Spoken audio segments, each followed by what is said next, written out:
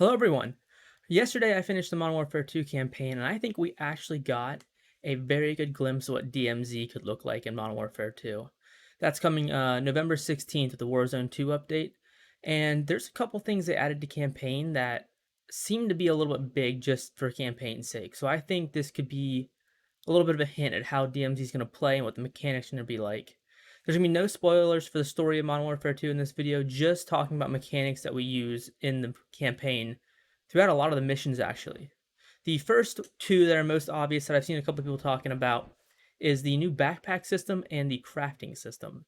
Throughout the campaign, in 4 or 5 missions, you'll use a backpack system in which you kind of navigate which tactical and which lethal you would use. So it's a big wheel. You can pick any of the directions on the wheel. Normally, there's like I think there was 8 options, maybe 6. I'll have footage on screen, so you'll be able to know for sure. But that backpack system would work out perfectly for DMZ when you loot things, because you're not just going to have one tactical and one lethal like in Warzone. So you'll need some kind of inventory system to select which tactical and which lethal you'll use. In one specific mission, like I think it was Alone is what it's called, you have a crafting system as well with that backpack system. Way to pry open locks, make traps, and just kind of things that you would see in a Tarkov-like mode, where you could craft distractions, traps, any kind of lock-picking type materials. I just think this is something that we could absolutely use in a DMZ mode. It would almost be necessary. It's something that seems like it'd be obvious. Those why those first two I'm like I've seen people talking about it. It seems obvious. The next three I think while they're not as obvious, definitely point towards a DMZ mode. There's 3 safes throughout this campaign that have combinations, and you can go around the buildings in different like areas where that safe is to find the code. I think in a DMZ mode we could loot codes off bodies, and you can have a mission to find the safes around the map. That seems like it's just perfect for a DMZ extraction type mode. I mean, you see it in Tarkov, and you see adjacent things and stuff like Hunt Showdown. So I mean, that just seems like perfect use in DMZ. We also saw a key card in the mission where you go to Elsa Nombre's mansion. There's an animation to loot this key card off a body, and there's an animation to tap it on to open a door, or in this context, an elevator. So key cards are huge in Tarkov. They're an item that you can sell, you can loot, and you can go back in with those key cards and open special areas. Again, looking at the Warzone map from the COD Next event, there seems to be a ton of potential to use key cards, combinations, and those kind of things. So I think we saw both of those things, and those are mechanics I think you will see transfer over to DMZ. And then the last one, which is the most in-your-face one, is there was a lot of different type of enemies in the campaign. You had the typical Call of Duty enemy, one headshot, they're down, 2 or 3 shots to the body, they're down. Then you had lightly armored guys, where a headshot would take them out in one go, like just one headshot and they're done with their armor. Then you saw some guys who would take a couple pops to the head, and then in Alone again, there was NPCs that had lasers that had so much armor. I'm gonna have a clip playing where I blasted one guy point blank with a shotgun 4 times, and they survived.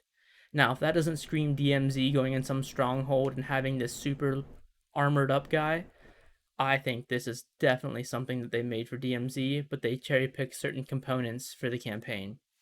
I just think that is a very good idea of what enemies are going to look like, because those guys in Alone, even with M4s and shotguns, were just eating bullets. And they said that DMZ enemies are going to be something you have to respect and you have to approach specially. If they're going to take that many bullets, it's going to take you and your friends coordinated attacks on these strongholds to not get lit up, as they killed you fast. They're better than veteran bots in multiplayer. They were on you immediately and they were chunking your health instantaneously. So if this is a preview of what these hard enemies are going to look like, they're going to hit us hard and kill us fast. DMZ is going to end up being very dangerous, and I think they might have undersold it at COD Next. If they're going to kill you that fast, I'm assuming we'll have armor plates in DMZ, so it might not be that fast. But man, I mean, and you're looking at them killing you as fast as you die in Warzone at that point, which, I mean, you could have an hour-long run that ends with one NPC just tearing you apart, which makes you really excited because I'm a multiplayer guy. I've never been massive in the Warzone. Like, I played it a little bit. It's just Battle Royale's never been my thing, but I've always wanted to play Tarkov, but me being me, it's not on Steam, and it's not on its own platform. I don't like downloading all these extra clients, so I've kind of never played Tarkov. I've watched it on Twitch a ton, but it looks like, based on what we saw in the campaign, that this might be a mode with longevity, which has me very excited, and it also looks like it's going to be hard. I was really worried that it was going to be very easy and kind of casual, like something you play every once in a while. But if it's going to be this hard and there's going to be safes to open, there's going to be key cards to find, I am all in. Because it's just questioning on how Call of Duty is going to do this. Because Call of Duty has to cater to players who don't play all the time and players that play every day. And that's very hard to do. You see changes in Warzone and multiplayer that are benefiting players that don't play often just to try to keep them around. It looks like if things are going to be as hard as they appear to be based on the armored enemies and how quick they snap on you, this might be a mode that you can grind and you can spend a lot of time in, which is exactly what I wanted. Let me know what you think in the comments. Do you think these are just coincidences, or do you think these were definitely things made with DMZ in mind, or made for DMZ and put into the campaign? Because how the devs talk about this, there's some people that said they played DMZ years ago. So the campaign might not even be done before they start working on DMZ. So these could be things made for DMZ that campaign saw and like, hey, we're going to steal that because that works out perfectly.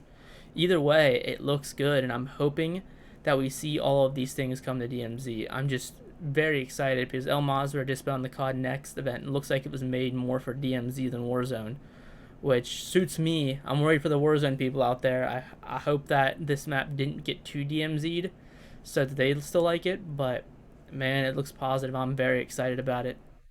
Thank you all for watching. Have a good one.